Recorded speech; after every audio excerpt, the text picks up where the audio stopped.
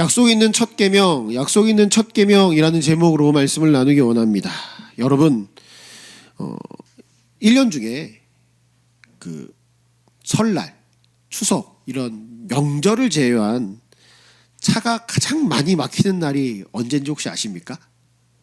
뭐 이거 통계청에서는 나온 거 아닙니다. 그냥 제가 삶의 통계를 봤을 때 와 진짜 많이 막힌다 하는 날이 있어요. 그날이 어느 날이겠습니까? 특별히 5월 5일 하고 5월 8일 이 주간이 제일 많이 막히거든요. 그래서 제가 설교 때 이걸 쓰려고 갖고 왔잖아요. 그럼 5월 5일이 많이 막히겠습니까? 5월 8일이 많이 막히겠습니까? 이야기가 갈리네요. 제가 이렇게 보니까 제가 이렇게 이제 삶을 이렇게 돌이켜 보면은 5월 5일보다는 5월 5일도 굉장히 막히거든요. 근데 5월 8일이 더 막히는 거예요. 그래서 5월 8일이 정말 많이 막히는 그런 경험을 한 적이 있습니다. 그래서 5월 8일은 웬만하면 5월 5일도 마찬가지인데 8일은 더더욱 웬만하면 차를 갖고 오지 않는 날이라고 생각을 했습니다. 돌이켜 보니까 왜 5월 5일보다 5월 8일이 더 많이 막힐까 이제 고민을 좀 했는데 결론은 그거 하나죠. 5월 5일은 어린이들은 한정적이잖아요. 그러나 어버이는 우리에게 늘 있는, 그리고 제가 어버이가 되거나 어버이를 모시거나 하는 늘 있는 일이 있기 때문에 부모님에 대한 그런 관계가 더 많이 있더라고요. 그래서 5월 8일 날 많이 막히더라고요. 이렇게 어버이 날은 1년 중에 가장 많은 사람들이 오가고 많은 일들이 있는 날입니다. 그래서 교회도 5월 둘째 주를 어버이 주일로 지키고 있다라는 것이죠. 1년 중에 가장 따뜻한 주일이면서 동시에 마음 한구석에는요, 부모님을 향한 사랑과 또 죄송함이 교차하는 그런 주일이기도 합니다. 그리고 오늘은 그 무엇보다도 이 질문 앞에 우리가 함께 놓여서 말씀을 살펴보기 원하는데, 바로 우리의 육신의 부모님을 우리가 어떻게 대해야 하는가, 그리고 어떻게 우리가 자녀를 좀 보아야 하는가라는 질문입니다. 성경은 부모님을 대하여 우리의 태도가 단순히 도덕적인 어떠한 선택이 아니라 하나님의 관계만큼 중요한 영적 질서라라고 말씀해 주고 있습니다. 세상은 어쩌면 형편에 따라 부모님의 자격에 따라 효도를 해야 될지 말아야 될지를 말하지만, 하나님께서는 오늘 말씀을 통해서 우리가 반드시 지켜야 할 기준과 태도를 선포하고 계시다라는 것이죠. 그렇다면 성경이 말하는 부모님에 대한 참된 공경의 의미가 무엇이고, 그 순종 뒤에 하나님이 예비하신 놀라운 축복이 무엇인지 오늘 말씀을 통해서 살펴보기 원합니다. 첫째는 무엇인가 하면 주 안에서 부모님을 순종하라라는 겁니다. 주 안에서 부모님을 순종하라라는 것이죠. 사랑하는 여러분, 1절 말씀에 이렇게 너희 부모를 순종하라라는 말씀 앞에서 세상과 다르게 우리는 뭐가 하나 딱 붙어 있습니까? 주 안에서라는 말이 포함되어 있습니다. 그걸 싹 빼면은 세상과 다른 게 없어요. 그런데 우리는 주 안에서 너희 부모에게 순종하라라고 말하고 이것이 옳다라고 표현하고 있습니다. 그러기에 우리는 세상과 조금 다른 그 부모님에 대한 사랑과 순종의 모습을 보려고 하는데, 그게 주 안에서라고 하는 표현 안에 담겨져 있다라는 것입니다. 그래서 주 안에서가 그럼 어떤 의미가 담겨져 있나 보면 크게 세 개의 의미로 담겨져 있습니다. 주 안에서라고 말하는 첫 번째 의미는 부모와 자녀 사이에 예수님을 모시고라는 의미가 있습니다. 이게 쉽게 이야기하면 무슨 이야기인가 하면 예수님의 말씀에 따라 순종하여 부모님을 순종하라, 따르라 라는 것입니다. 그러니까 부모님의 어떤 성격, 해준 것이 아니라 하나님의 말씀에 순종해서 부모님을 순종하라라는 것이죠. 그 권위에 순종하라는 것입니다. 여러분, 그 유명한 드라마 중에 이 미생이라고 하는 드라마가 있습니다. 거기에 보면 여주인공이 한 명 나와요. 이 여주인공이 안영이라고 하는 여주인공인데, 이 사람이 이 드라마에서 어떤 위치에 차지하고 있냐면, 드라마를 보신 분들은 아실 거고 또 모르신 분들에게 잠깐 소개하면, 이 안영이라고 하는 인물은 그 드라마에서 가장 뛰어난 재능을 갖고 있는 사람으로 묘사가 되고 등장하게 됩니다. 외국어, 외모, 업무 능력, 끈기, 도전, 성취, 이 모든 것들을 다 가지고 있는 인물이 이 안영이라고 하는 이 여주인공에서 나타나게 된다라는 것이죠. 그러한 완벽한 인물로 그려지고 있는 이 안영이가 드라마 속에서 그의 아킬레스건과 같은 치명적인 문제가 탁 등장하게 됩니다. 그게 무엇이냐 하면 바로 이 주인공의 부모님들의 통화부터 시작이 됩니다. 부모님들의 전화를 해서 이 안영이라고 하는 이 인물에게 계속 돈을 달라고 계속 이야기를 해요. 그 전부터 돈에 계속 빚져 있었던 것들이 그의 가정 가운데 있었다라는 것이죠. 어떠한 괴롭힘 안에서도 흔들림 없었고 드라마에서 가장 완벽했던 인물이 부모님의 문제로 인해서 여실히 무너지게 되는 모습을 우리가 볼 수 있다라는 것이죠. 여러분, 때로는 부모님들이 우리의 든든한 배경이 되어주지 못하고 우리를 어렵게 만드는 경우가 있습니다. 그럴 때 이 세상은 우리에게 이렇게 말하죠. 아니, 부모가 자식에게 해준 게 없는데 무슨 효도냐. 그냥 너는 너의 인생을 그냥 살아라. 의절해라. 막 이렇게까지 말하는 경우가 있다라는 것이죠. 그러나 성경은요, 우리에게 주 안에서라고 하는 단어를 하나 우리에게 심어 놓는다라는 것입니다. 이것은 순종의 근거를 부모님의 어떠한 자격에서 찾지 말고 이 순종을 하나님의 권위 안에서 찾으라는 뜻이에요. 주 안에서라고 하는 게 첫 번째 뜻이, 주 안에서 찾으라는 것은 하나님의 권위 안에서 찾으라는 것이죠. 육신의 부모님을 보면 때로는 실망할 때가 있고 때로는 연약한 모습에 놔둠으로 낙심하는 경우가 있습니다.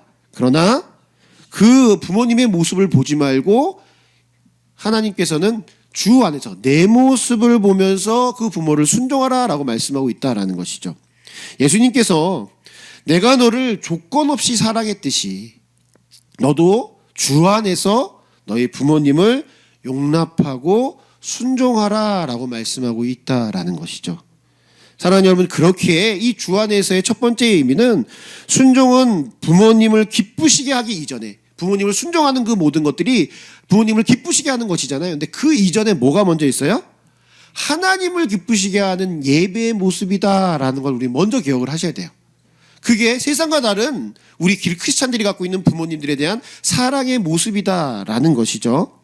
이 울타리 안에서 우리가 순종의 첫 발을 내디딜 때 하나님은 우리에게 약속하신 가정의 회복을 시켜주시고 우리의 삶에서 하나님이 주신 그 약속의 성취의 은혜를 허락해 주신다라는 것입니다.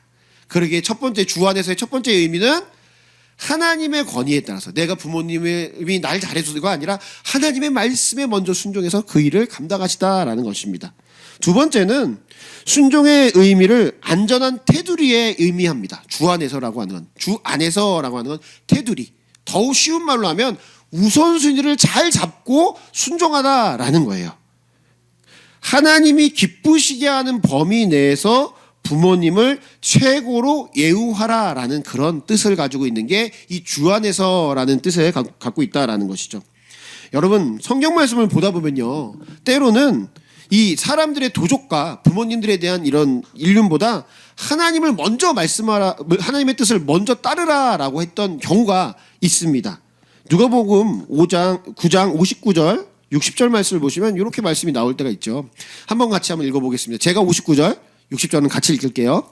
또 다른 사람에게 나를 따르라 하시니 그가 이르되 나로 먼저 가서 내 아버지를 장사하게 허락하옵소서. 이르되 죽은 자들로 자기의 죽은 자를 장사하게 하고 너는 가서 하나님의 나라를 전파하라 하시고. 아멘. 여러분, 누가복음 9장 말씀을 보시면 예수님께서 제자들을 부르시면서 한 제자에게 나를 따르라라고 말씀을 하셨습니다. 근데 그 제자가 뭐라고 이야기를 하냐면, 예수님, 주님을 따르겠는데요, 그 전에 우리 아버지가 돌아가셨기 때문에 아버지를 장사하고 나서 제가 주님을 따르겠습니다 라고 이야기를 했어요. 근데 예수님께서는 그거에 대해서 단호하게 그것을 안 된다라고 말씀하셨다라는 것이죠. 어떻게 보면 부모님의 장사는 일륜적으로 너무나 당연해 보입니다. 근데 예수님은 단호하게 그렇게 하면 안 된다라고 말씀을 하셨거든요. 왜 그랬을까요? 부모의 공경이라고 하는 이름의 순종이 하나님의 나라라고 하는 우선순위, 그 울타리를 벗어나 하나님의 부르심을 거부하는 방패로 쓰였기 때문입니다. 여러분, 우리가 부모님을 사랑하되 주님보다는 더 사랑하는 모습은 우리 안에 있으면 안 된다라는 것이죠. 주님을 가장 사랑할 때 우리는 비로소 주님의 마음으로 부모님을 온전히 공경할 수 있기 때문입니다. 그러니까 우리의 그 사랑의 우선순위는 일단 하나님을 먼저 사랑하고 나서 그래야 부모님을 온전히 사랑할 수 있기 때문에 우리에게 하나님이 이렇게 주 안에서라고 말씀을 하시면서 그렇게 먼저 사랑할 것을 이야기하고 있다라는 것이죠. 여러분, 제가 어느 이 믿지 않는 부모님 가정에서 믿음을 지켜온 그 형제의 이야기를 하나 알고 있습니다. 근데 하루는 그 믿지 않는 부모님들 가정 가운데 이제 아버지가 이제 술을 좀 드셔가지고 술이 만취하신 상태에서 그때 이제 공교롭게 이제 아들들이 이제 교회를 갔다 온 거예요. 교회 갔다 왔는데 그걸 보면서 이제 화가 난 거죠. 그래서 애들을 때리면서 매질을 이제 회초리, 제가 이제 어렸을 때, 이거 저희가 어릴 때였는데 회초리를 하면서 교회 가지 말라고, 너희들 이제부터 교회 가지 마, 알았어? 그러면서 계속 때리는데 그 두 아들들이 매를 맞으면서도 끝까지 교회에 가지 않겠다고는 말하지를 않았다라고 합니다. 그 이야기를 들었을 때 한편으로는 되게 마음이 아팠고 또 한편으로는 그 아이들의 믿음이 정말 크고 놀랍다라고 생각을 했습니다. 여러분, 그렇게 됐던 이 가정이 나중에 어떻게 되었을까요? 부모님 모두 그 두 아들들이 전도를 해서 믿음 생활을 하게 되었고 믿음의 가정으로 변화되었습니다. 우리의 가정 안에 하나님의 순위가 온전히 세워질 때 그때 그 가정이 바르게 세워진다라는 것이죠. 그래서 이 주 안에서 순종하다라는 것은 하나님의 말씀 안에서 순종하라라는 하나님의 뜻이라라는 것을 우리가 반드시 기억해야 된다라는 것이죠. 마지막으로 주 안에서 순종하라라는 의미는 나의 힘이 아닌 주님이 주신 힘으로 부모님을 순종하라라는 뜻입니다. 그러니까 주 안에서는 하나님의 말씀에 따라 주님을 순종하고 하나님의 말씀 아래서 부모님을 순종하라는 뜻이었다면 마지막 세 번째는 나의 힘이 아닌 나의 능력이 아닌 하나님이 주신 힘으로 부모님을 순종하라라는 뜻에서 주 안에서 부모를 순종하라라고 말씀하고 있다라는 것이죠. 여러분, 부모님을 공경하고 순종하는 것은 누구의 힘으로 해야 합니까? 내 힘으로 하는 것이 사실은 아니에요. 하나님께서 주신 힘으로 해야 합니다. 내 힘으로 하려면 결국 하다 못하고 참다 못 참고 넘어지게 된다라는 것이죠. 우리가 자주 하는 실수가 이 육신의 부모님 그리고 사람을 상상할 때도 늘 내가 가진 사랑의 능력으로 사랑의 배터리로 부모님을 사랑하려고 합니다. 근데 그렇게 쥐어짜다 보면은 그렇게 순종하다 보면은 결국에는 어떻게 돼요? 지치고 결국에는 폭발하게 된다라는 것입니다. 그러기에 우리는 나의 힘이 아닌 부모님의 사랑하는 그 모든 사랑은 하나님이 주신 힘과 능력으로 우리는 그 일을 감당하셔야 한다라는 것입니다. 여러분, 제가 사실은 지난주부터 이번 주까지 어린이 주일, 어버이 주일을 이야기하면서 이 가정에 대한 설교를 준비하면서 말씀을 계속 묵상하고 씨름하면서 저희가 말씀을 준비했습니다. 사실은 여러분, 가정에 대한 설교를 하는 거는 되게 부담스럽습니다. 너무 쉽게 적용이 되기도 하고요. 또 비교가 너무 쉬워요. 그러니까 나는 되는데 저 사람은 왜 안 되지? 이렇게 그냥 생각해서 그냥 편하게 그거에 대해서 마음과 생각을 판단하기가 너무 쉬워서 사실 가정에 대한 이야기를 하는 게 굉장히 조심스럽습니다.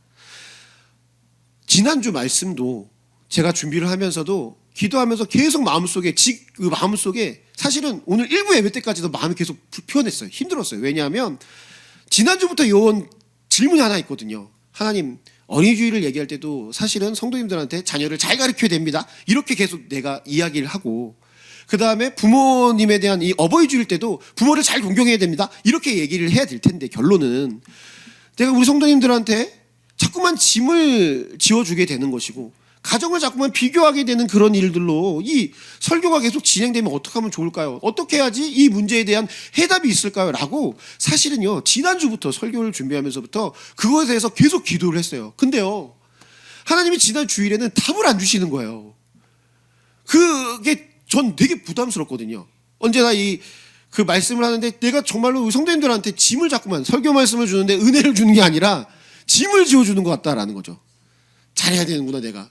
내가 잘해야 되는구나. 내 자녀들한테 잘해야 되는구나. 내가 부모님한테 잘해야 되는구나. 들으니까 마음이 은혜가 되는 게 아니라 짐이 되네. 라는 생각들이 혹시라도 우리 성도님들 가운데 계속 생기게 되면 말씀을 전하는 저 역시도 스스로도 볼 때도 부끄러운 모습도 분명히 있고요. 그러니까 이 설교를 준비하면서 굉장히 많이 고민을 많이 했습니다. 결국에는 하나님이 너한테 주셨던 것은 이 답이었어요. 주 안에서 해라. 주 안에서 해. 이 목사, 이 말씀에 가장 중요한 거는 주 안에서야. 하나님이 주신 힘으로 하지 않으면 자녀를 잘 훈계하고 교육하는 것도 힘들고 부모님을 사랑하고 공경하는 것도 힘들어. 이걸 여러분 1부 예배 끝날 때까지 대답을 안 해주셨다니까요. 제가 오늘 2부 예배 때 이제 갖고 왔어요. 그래서 1부하고 2부가 달라요. 그래서 이게 지금 사랑하는 여러분, 우리에게 주신 하나님의 이 명령은요 결코 우리에게 짐을 지어주시고 잘해. 부모로서 자녀한테 잘해야 되고 자녀로서 부모한테 잘해야 되고 그래야지 라고 말하는 것이 아니라 주 안에서 혼자 할 수 없으니까 같이 하자. 하나님의 능력으로 우리 같이 하자. 너의 힘으로 못해. 하나님의 은혜로 갈 수 있어 라고 우리에게 말씀해 주고 계시다라는 것입니다. 사랑하는 여러분, 그러기에 우리가 이 개념을 당당하며 순종할 때는 어떤 힘으로 가능할 수 있어요? 주 안에서. 다시 말하면 내 힘으로는 못해요. 하나님께서 주신 힘으로 감당합니다. 그것을 꼭 기억하시면서 부모님을 사랑하시고 돌보는 모든 일들은 결국에는 예배와 기도 외에는 그 힘을 감당해 낼 수가 없습니다. 사랑하는 여러분, 우리 힘으로 부모님을 사랑한다, 자녀를 양육한다, 교육한다, 우리 힘으로는 하면 늘 한계가 있고 늘 부족합니다. 그럴 때마다 우리가 우리 힘으로 하는 것이 아니라 주님께서 주시는 채워주심으로 주 안에서 주님 주신 맡겨진 사명을 온전히 감당하시는 그런 귀한 믿음의 종들 되시길 간절히 축원합니다. 그렇게 우리가 주 안에서 세 가지의 의미로 주 안에서 우리가 늘 부모님을 공경하고 사랑하는 모습을 우리가 봤다면, 둘째는 무엇인가 하면 둘째는 약속 있는 첫 계명에 순종해야 한다라는 겁니다.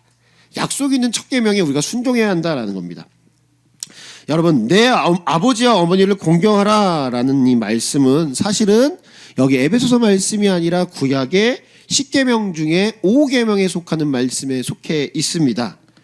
5계명이라고 하면 5번째라고 해서 그런지 중요하지 않는 것처럼 보일지 몰라도 사람 간의 관계의 가장 첫 번째 말씀이 바로 이 10계명의 5계명에 내 부모를 공경하라라는 말씀에 담겨져 있는 것을 우리가 볼 수 있습니다. 그리고 10계명을 보시면 다 금지의 조약인데 어찌 보면 유일하게 내 부모를 공경하라라고 해서 적극적으로 해야 되는 것을 이 부모님에 대한 사랑으로 공경으로 표현하라라고 말씀하고 있다라는 것이죠. 그리고요, 말씀을 더 자세히 보면은 이 단순하게 이거를 희생과 해야 될 것들만 말하는 것이 아니라 말씀을 잘 보시면 그 말씀에 뭐가 하나씩 붙어 있어요. 출애굽기 20장 12절과 신명기 5장 16절 말씀을 보시면 이렇게 나와 있습니다. 20절 출애굽기는 제가 읽을 테니까 신명기는 같이 읽을게요. 내 부모를 공경하라. 그리하면 내 하나님 여호와가 내게 준 땅에서 내 생명이 길리라. 너는 내 하나님 여호와께서 명령한 대로 내 부모를 공경하라. 그리하면 내 하나님 여호와가 내게 준 땅에서 내 생명이 길고 복을 누리리라. 아멘. 그러니까 여러분, 이 5계명을 하나님께서 주시는데 이 계명을 주실 때 그냥 내 부모를 공경하라 라고 하고 끝나는 것이 아니라 뭐가 꼭 붙어 있어요? 약속이 붙어 있어요. 그래서 에베소서 6장 2절 말씀을 보시면 뭐예요? 이것은 약속 있는 첫 계명이라고 얘기해요. 하나님께서 이 공경을 하면 그냥 해야 되고 희생해야 되고 당연히 해야 되고 이런 얘기를 하는 것이 아니라 이거는 약속이 있어 라고 말하는 거거든요. 약속이 있는. 그래서 신명기 5장과 출애굽기 20장과 그 다음에 오늘 읽었던 우리 에베소서 6장 3절 말씀을 보시면 그 약속이 하나씩 공통된 것도 있고 하나씩 붙어있는 것들이 있어요. 3절 말씀 한번 읽어볼게요. 시작. 이로써 내가 잘되고 땅에서 장수하리라. 이렇게 돼 있단 말이에요. 그러니까 하나님께서 내 부모를 공경하라라고 하면서 그 약속들을 주셨어요. 다른 계명에는 없어요. 그러니까 약속을 주시는 약속이. 근데 이 약속이 출애굽기와 신명기와 에베소를 보면 각각 하나씩 붙어 있고 공통적으로 붙어 있는 게 있습니다. 첫 번째가 뭐냐면 에베소서 말씀에 내가 잘 된다라는 말이거든요. 내가 잘 된다. 이 잘 된다는 말의 뜻이 뭘까요? 원어적인 표현을 보게 되면 사물의 본래 목적에 맞춰서 잘 굴러가는 것을 의미해요. 이 헬라어를 보면 이게 마치 뭐냐면 톱니바퀴가 잘 맞물려서 돌아가는 것처럼 하나님의 선하신 뜻에 맞추어서 우리의 삶이 잘 돌아가는 그런 형통함을 말할 때 내가 잘 되고라고 하는 말을 쓴다라는 것이죠. 더 쉽게 설명하면 비행기를 타고 가면 그 비행기를 타고 목적지까지 가는 그 순간까지 아무런 문제 없이 그곳에 간다라는 것입니다. 여러분 비행기를 타면 이 목적지까지 순항하면서 간다는 것이 정말 쉽지 않은 것을 알 수 있습니다. 제가 이제 며칠 전에 제주도를 시찰 수련회로 다녀왔지 않습니까? 제주도 가는데 얼마나 걸리죠? 비행기 타고 가면? 1시간, 비행기만 타는 데면 1시간 조금 왔다 갔다 할 거예요. 근데 비행기를 타는 그 1시간, 짧은 시간이죠. 근데 그 시간 동안 어떻게 해요? 비행기 안에서 난기류 있죠. 확 흔들리는 거. 그 난기류를 몇 번이나 만났는지 몰라요. 그래서 올라가자마자 조금 이게 풀렸다가 다시 안전벨트 매라고 불이 땅 들어오고 막 비행기가 흔들리고 그래서 사람들이 불안해하면서 그 비행기를 타는 모습을 봤습니다. 여러분 짧은 비행기를 타는 그 순간에도 가는 길이 순탄하지 않은데 우리 삶의 항로는 어떻겠습니까? 우리 평생의 삶의 길들이 우리의 생각대로 우리의 계획대로 되지 않고 삶의 많은 난기류를 우리가 늘 경험하며 살아가고 있으시지 않으십니까? 시간이 지나고 세월이 갈수록 우리는 평범하고 일반적인 삶이 얼마나 어려운 것인지를 우리가 늘 깨닫게 되죠. 학교 생활을 시작할 때부터 때가 되면 대학을 가는 것도 때가 되면 직장을 가는 것도 때가 되면 결혼을 가는 것도 자녀를 낳는 것도 그 자녀가 장성하는 모든 과정도 마지막에 우리의 삶이 은퇴되며 마무리되는 과정 어느 것도 하나 우리가 생각하는 그냥 일반적으로 그래 때가 됐으니까 순탄히 잘 됐네 이런 일들이 있으세요? 때때마다 고비고비마다 잘 어려운 일들 그 궤도에서 넘어가는 우리가 생각하는 그 일반적인 아닌 일들이 수도 없이 우리의 삶 가운데 막 일어나고 일어난다라는 것이죠. 지금도 그렇게 일어나신다라는 것이죠. 그런데 여러분 우리가 이 약속이 있는 첫 계명을 지키면 이러한 항로에서 이탈하고 궤를 벗어나는 삶을 살지 않는다라는 것입니다. 그러니까 이러니 얼마나 큰 복입니까? 이 약속 있는 첫 계명을 지키면 하나님이 내가 잘 된다라고 하는 것은 그런 것들이에요. 그러니까 뭐가 특별하게 잘 되거나 막 특별하게 복되거나 이런 건 아닐지 몰라도 우리의 삶이 때를 따라 맞춰서 마치 계절의 때를 따라 열매를 맺는 것처럼 그 때를 따라 맞춰서 우리의 삶이 평탄하게 가게 해주시는 그러한 복을 이 약속 있는 첫 계명 안에 약속하여 주셨다라는 것입니다. 사랑하는 여러분 그렇기 때문에 이러한 첫 계명을 잘 지키셔서 약속의 계명을 잘 지키셔서 잘 되시는 복을 누리시기 바랍니다. 그래서 이 자녀분들에게 잘 되기 바랍니다라고 한번 꼭 인사해 주셨으면 좋겠어요. 자녀분들에게 잘 되시기 바랍니다 하고 한번 읽어. 잘 되시기 바랍니다. 평탄하시기 바랍니다. 네. 이 약속 있는 첫 계명에 있는 하나님의 약속이에요. 얼마나 중요한 약속이. 평범하지만 너무 중요한 약속이죠. 그죠? 두 번째 약속인 신명기에 나타난 복을 누린다라는 것은 언어적으로 보면 이 언어가 야타부라고 해요. 토부랑 조금 달라요. 야타부라고 하는 단어로 나오겠는데 이것은 환경이나 마음의 상태가 최상일 때 사용하는 단어입니다. 특별히 동사인데 왜 이 동사를 얘기하냐면 이것이 최상의 상태로 점점점 변화되는 과정을 말해주고 있기 때문에 그렇습니다. 즉 형편이 좋지 못하고 어렵고 힘들었던 모든 것들이 점점 좋아져서 최상의 상태를 이루는 것을 말할 때 이 하나님이 복을 누리고라고 하는 그 약속 안에 그 복에 들어있다라는 것입니다. 여러분 그래서 하나님께서 우리에게 말씀하신 이 계명을 지킬 때 우리의 삶의 모습이 지금보다 더 좋은 상태와 상황으로 우리에게 이끌어 주신다라는 것입니다. 여러분 제가 그 주식을 안 합니다. 주식을 안 하는데 뉴스를 보니까 왜 다 웃으세요? 진짜인데 에이, 거짓말 그러시는 거 아니시죠? 저 주식 안 해요. 근데 뉴스를 보니까 지금 주식이 엄청나게 오르고 있더라고요. 뭐 6천 넘고 7천 넘었나요? 뭐 이렇게 엄청 넘었다고 사람들이 막 엄청 좋아하고 있는데 제가 주식에 대해서는 아무것도 모르지만 한 가지 아는 게 있어요. 그게 뭐냐면 우상향이라고 하는 말이 있더라고요. 이게 뭐냐면 내가 가지고 있는 주식이 계속 주가가 오르는 것을 우상향 주가 이렇게 얘기를 하더라고요. 맞나요? 주식 다 안 하시나 보죠? 다 하시는데 말씀 안 하시는 거예요? 예, 하시면 안 하시는 게 뭐 제가 볼 때는 건강하다고 생각을 합니다. 그런데 이 우상향이라고 하는데 그 주식을 가지고 있으면 우상향 좋은 우량주라고 말을 하는 건데 그것을 가지고 있으면 가만히 있으면 계속 올라가는 거니까 그러고 있으면 밥을 먹지 않아도 행복하다라고 말을 하던데 맞나요? 여러분 성경에서 말하는 야타부 이것은 우상향에 있는 세상의 주식과도 비슷합니다. 가장 좀 차원은 달라요. 왜 그럴까요? 세상에 있는 주식은 우상향 좋은 주식이면 계속 좋아지는 것처럼 보이지만 결국에는 그것은 썩어 없어질 것. 세상에서 잘못되면 또 곤두박질 쳐질 것이라고 한다면 하나님이 보증하시는 우리의 우상향인 이 하나님의 약속은 우리의 인생을 직접 관리하시는 어떻게 보면 가장 좋은 우량주라는 것이죠. 때로는 삶의 고난이 있고 하락장이 올 수도 있지만 결국에는 하나님께서 우리의 인격을 우상향시켜 주시고 그냥 우리 이 땅의 삶 가운데서 복 주시고 끝내주시는 것이 아니라 우리의 영혼과 우리의 인격을 가장 좋은 상태로 끌어올려 주시는 그 약속의 모습이 바로 이 야타부 안에라는 단어 안에 포함되어 있다라는 것입니다. 사랑하는 여러분, 그러니까 제가 주식은 모르지만 우리는 지금 뭘 갖고 있어요? 우량주라고 하는 거 갖고 있어요. 우상향 주가를 가지고 있다는 거예요. 그리고 막 되게 좋은 거라는 거 그냥 그렇게만 기억해 주시고 최고의 가치를 우리가 가지고 있다라는 것입니다. 세상의 것들하고 비교하지 마시고 하나님이 우리에게 주시는 약속이 바로 이와 같다라는 것입니다. 우리가 약속을 하나하나 지키면 그 당장은 힘들고 어려운 상황이 있을지라도 시간이 지나면 지날수록 하나님께서 그 은혜를 최상의 것으로 우리를 붙잡아 주시고 그것이 눈에 보이는 것뿐만 아니라 우리의 영혼까지 붙잡아 주신다라는 것을 꼭 기억하시기 바랍니다. 마지막으로 성경이 거듭해서 약속하는 것이 또 하나 있어요. 그것이 마지막 세 번째인데 무엇이냐면 신명기, 창세기 또 에베소서에서 와서 공통적으로 나오는 말씀이 바로 장수한다라는 말씀입니다. 내 생명이 길리라 장수한다라는 말이 담겨져 있습니다.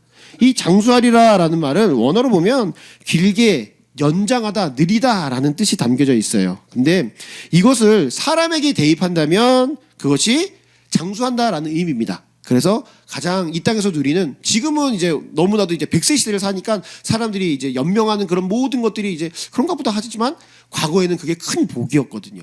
그래서 그것을 이 땅에서 누리는 큰 복인데 여기서 나오는 말씀은 이렇게 한 개인의 삶의 수명이 길어지는 것을 넘어서 하나님께서 주시는 은혜가 중단되지 않고 계속 이어져 간다는 의미도 포함되어 있는 것을 보게 됩니다. 그러니까 하나님의 약속의 계명을 우리가 지키면 그 은혜와 복이 어떻게 돼요? 내대로 끝나는 것이 아니라 이어져 간다라는 하나님의 약속이 있다라는 것이죠. 여러분, 제가 대신방을 하면서 이 설교 시간에 말씀을 나누면서 자주 듣는 이야기와 제가 꼭 나누는 이야기가 있습니다. 제가 자주 듣는 것은 신방 때마다 듣는 것은 바로 자녀들을 위한 또 가족들을 위한 구원의 기도 제목을 많이 이야기하신다라는 것입니다. 우리 성도님들이 많은 자녀들이 있고 또 부모님들이 있어서 그들을 위해서 기도하고 믿지 않는 자녀들과 부모님들을 위해서 기억하고 기도하는 제목이 빠지지 않고 계속 나오게 된다라는 것이죠. 그리고 동시에 제가 말씀을 자주 나누는 것은 이 대를 이어서 하나님을 섬기는 것이 성경에서도 굉장히 특별한 복입니다라고 제가 강조를 많이 합니다.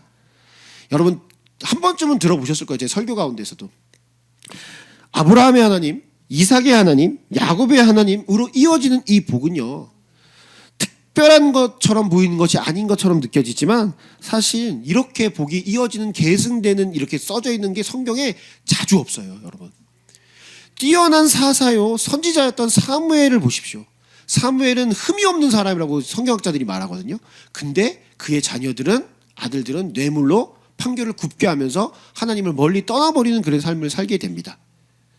또 모세는 어떻습니까? 모세는 하나님의 가장 뛰어난 리더요 선지자였지만 그의 아들들의 이야기는 기록되어 있지 않아요. 다윗은 어떻습니까? 나라를 기틀을 세우며 하나님과 마음에 합한 자였지만 그의 아들들로 가면 갈수록 그가 하나님을 멀어지는 그런 죄악의 길로 걸어가는 것을 보게 됩니다. 그러기에 3대로 내려오시는 신앙의 모습은 성경에 많이 등장하지 않아요. 그만큼 대를 이어서 하나님을 알고 섬기며 하나님의 은혜 안에 들어가는 것은 복 중에 참 큰 복이다라는 거예요. 그러기에 오늘 말씀에 이 하나님께서 약속의 계명을 잘 지키면 장수하다라는 이 말 안에서 이 약속이 3번이나 우리에게 나오는 것은 우리에게 참으로 중요한 복이 이 복이다라는 강조점이며 동시에 우리가 이 복을 사모하셔야 된다라는 것이죠. 여러분, 하나님께서 주시는 큰 은혜를 4대만 딱 받고 끝나시는 게 좋으세요? 아니면 이것이 대를 이어서 가는 복이 좋으시겠습니까? 후자이시지 않겠습니까? 그렇다면 우리에게 그런 복을 누리게 온다면 이 약속 있는 첫 계명의 약속을 꼭 붙잡으시기 바랍니다. 사랑하는 부모님들을 공경하고 사랑하는 그 일을 누구보다 잘 감당해 주시기 바랍니다.